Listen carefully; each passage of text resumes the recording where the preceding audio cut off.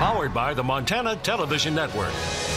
This is the 10 o'clock news on Q2, Montana's news leader. Good evening, folks. We hope you enjoyed the Thanksgiving weekend. I'm Dustin Klemann. Disgraced Minnesota Senator Al Franken has broken his 8-day silence following new accusations of sexual harassment. CBS News' Laura Podesta reports Franken will return to work Monday as Washington grapples with how to handle sexual misconduct moving forward.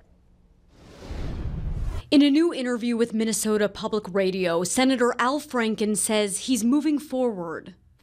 I'm going to take responsibility. I'm going to be held accountable, and I'm going to try to be productive in the way I speak about this. The Minnesota Democrat who apologized for forcibly kissing and groping a journalist in 2006 has not spoken until now about new allegations that he grabbed the buttocks of women in 2007 and 2010. Some women have said that I crossed the line, and that for that I'm very sorry. Franken says he plans to return to work Monday. But at least one lawmaker accused of harassment is stepping aside. The longest-serving member of the House, Representative John Conyers, announced he's not resigning, but will no longer serve on the Judiciary Committee while he's investigated for sexual harassment.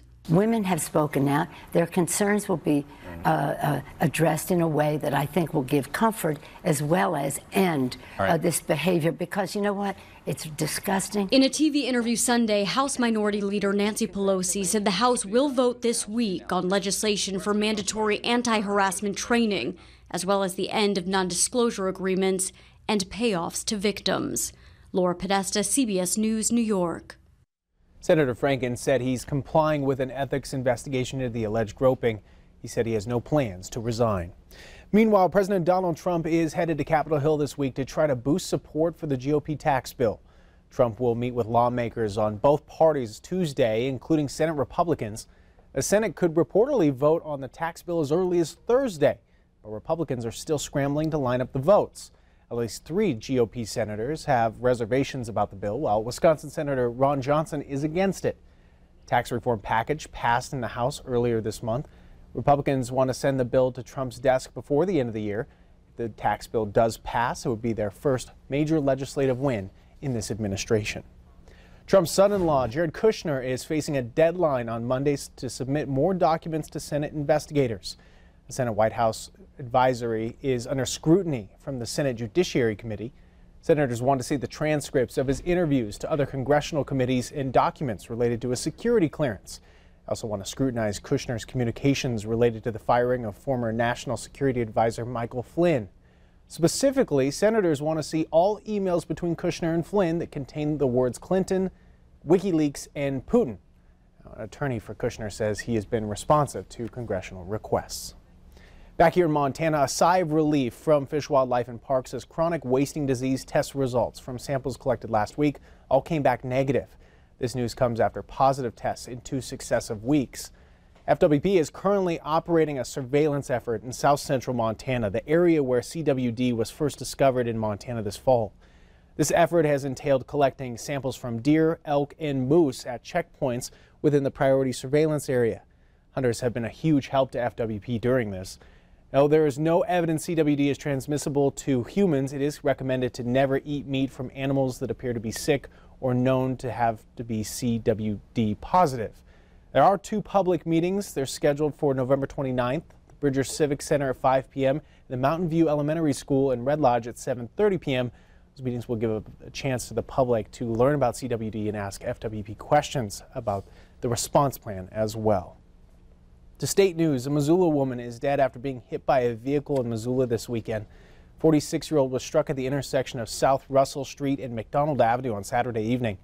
The occupants of the vehicle rendered aid to the woman and are fully cooperating with the Missoula Police Department. The scene is still under investigation. There is no evidence that speed and alcohol were factors in this crash. A 3-car accident involving elk sent 5 people to the hospital Friday night near Bozeman.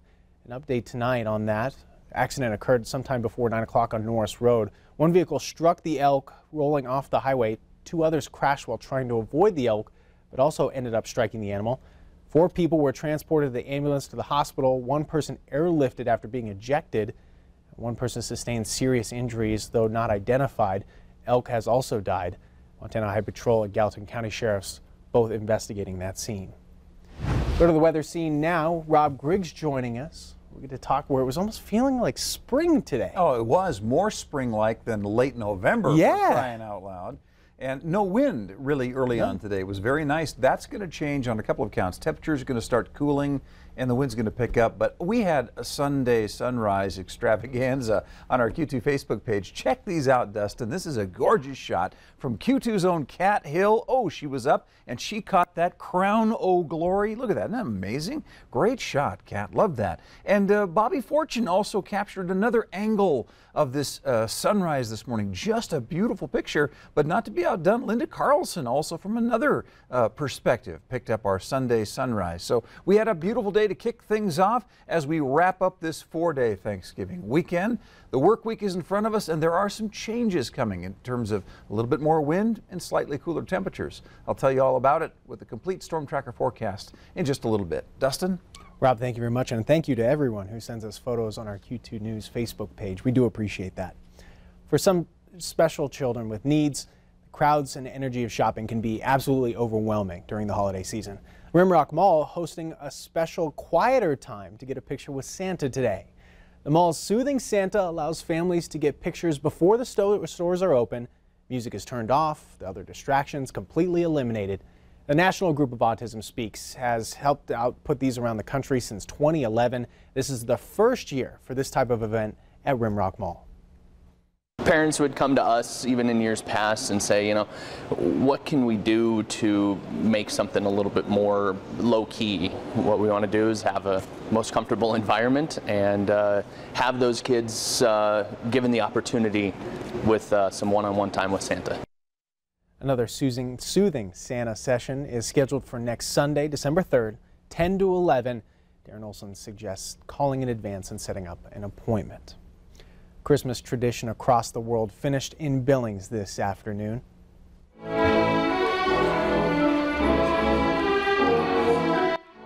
San Diego Ballet Company and the Billings Symphony Orchestra performing the Nutcracker. 24 professionals, 100 local students dancing on stage. A smaller version of the orchestra performed in the pit under the stage. It's a show that has people coming back every year. Kind of a magic combination of things.